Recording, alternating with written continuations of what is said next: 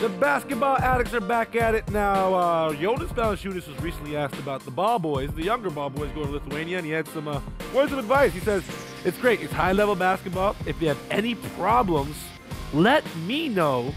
I can help them out.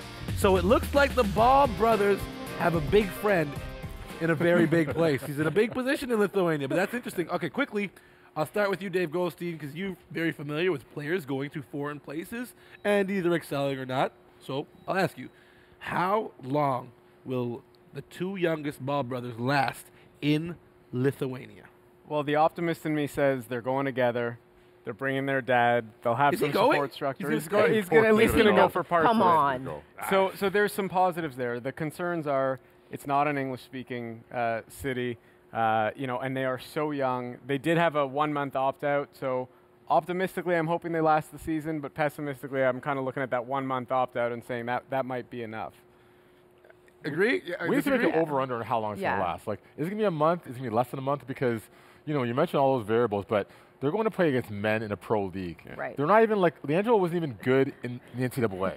Isn't LaMelo like 15 years old? Exactly. So, I mean, And it's child labor. He's going to play against guys that are like 20, 25, 30, 35 years old And that couldn't are even play defense twice at high his school size. level. and that's the point. And this is the opposite of international. International ball is the opposite of what they're playing. Like, AAU ball is like whatever, like free-for-all. It's structured. Guys aren't scoring 23 points a game. That's not going to work. And this has happened before. So in Israel a couple of years ago, Jeremy Tyler, I don't know if you guys Right, remember. the big guy. #1 high school junior in the country, skipped his senior year of high school to go play, played in a very English-speaking metropolitan place where there wasn't as much culture shock in Haifa in Israel.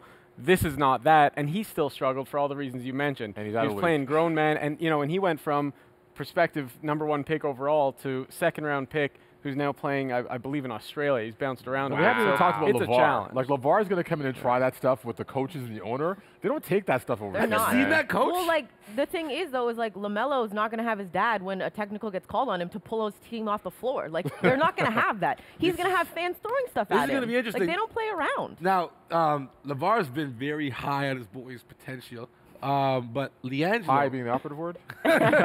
LiAngelo, could this possibly be the end of our interest in LiAngelo Ball as a pro baller? There was interest? Yeah, the fact that you mentioned it with interest. Like, Okay, see, so maybe not. the interest was Accord- done before he even got to UCLA. Yeah. Like, he's terrible. Let's be real. I could beat him, and I'm washed up. Okay, so let's shift focus and then go to the youngest Ball. Does he still stand a snowball's chance in hell of developing into an NBA level talent prospect? I think he can. I mean, look, he's a top 10 high school prospect, so there's something there. He can score better than his brother, who's obviously a successful start to an NBA career, so there's potential. This is a rough stretch, but there's also a benefit to you're seeing the world, you're going through some adversity that a kid your age never would. If there is discipline there, if there is a commitment, I think that potential is still there, and this might be a great part of a resurgence story. But it's a challenge. I hear you, but I mean, if you look at like, a regular student going abroad, like living on your own, being away from your parents, Lavar is going to be there almost like coddling the situation. Right. So he's not going to get a chance to grow and be an individual and like talk to the coach. So his defense concerns me, and the next level you have to play defense, and he can score, but that's not the only part of the game. I can't wait for this 30 for 30, honestly. This is going to be the best 30 for 30 they ever do because the amount of footage. They'll do a couple Right. of them. Oh, yeah, this might be One each. It'll One be each. a OJ 5-part series. That's right. Quickly, you mentioned Jeremy Tyler and this possibly being something that, Lavar saw. With people looking at Lavar now in the position that he's in, the platform that he has, could this stem into a trend? Is this a gateway drug to He more? didn't start the trend, though. He didn't start the trend, you're but he giving has him the credit, largest though. platform and is doing it the loudest. And sometimes that's what it takes for a trend to lift off, yes or no? Yeah, but LiAngelo's only out of UCLA because he was shoplifting, right? It wasn't like he went Why and is said, LaMelo out? because he Because his gave dad's LaMelo a dumb. shoe deal before he got to college, and there's no way he could get NCAA eligibility. I would actually say the opposite of a trend. I think you're going to see less of this because a couple of years ago, Brandon Jennings did it with moderate success. A couple of years after that, Jeremy Tyler did it with less success. And now you're looking at guys who, while Lithuania is a basketball-crazy country, which is good, they did not get interest from Spain, Greece, Israel, Italy, some of the top-level countries that are more positive and better experiences for American players. So already you're seeing there's not that much benefit to the team to getting all this attention because you are getting a 16-year-old player and a fringe prospect. And for the players, it's a really challenging thing to go over there when you're that young. So, already it hasn't caught on. It didn't catch on after Jennings. It didn't catch on after Tyler. This might be one of the, rare ones that actually try The most important thing is there's pressure on the American. If you're a U.S. citizen coming over there, the expectations are way greater, and they have to live up to that pressure. All right, let's go from the side show to the lake show. Let's talk about the fact that all of this is going on. Their mom's been sick. They're launching a sneaker company, and the oldest brother is playing his rookie season, struggling to shoot from the field, but still doing everything else basketball-wise that we expect from him as a true playmaker.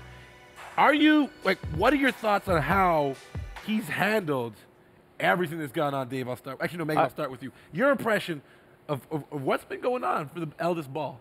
I'm actually shocked that he's been able, especially when you think about where he's playing in Lakerland. Like, you have the media spotlight on you, whether you're walking your dog, going to Starbucks, going, spin. No matter what he does, the spotlight is on him. And the fact Let's hope that he's not going to spin. I mean, it's a good cardio workout. But the fact that he's been able to do all this with all the scrutiny he takes as a player with his shot and how terrible it is, and what people want him to do to try and fix it, then the way his dad is, and then you add in the fact that his mom was sick and she's gotten better, so shout out to her that she's better. Then you throw in the stuff with China and his brother stealing. Like, your brother plays for the Lakers. Ask him to buy you a pair of Gucci sunglasses if you want them that bad. And then your little brother gets yanked from school to go play in Lithuania. Like, I'm surprised he hasn't, just completely gone off the rails. And the fact he's been able to handle it with somewhat class and just be chill and relax and just focus on, okay, I got a game tonight. I can't even worry about my dad. But I think when you think about it, we saw him in that piece of him walking in, I think he's more like his father than a lot of people want to expect and a lot of people want to admit, because he was trolling Nas with the Nas sweatshirt, but it's him and it says Zoe. Which was cool. Hey, listen, that was the gospel according to McKee. We're shutting that one down. I think she's laid the gauntlet down. Still more to come, though. Canada's home for talking hoops. This is the Hangout. We got to talk about Spurs, Rockets, Warriors, the Western Conference when we return on Hangout.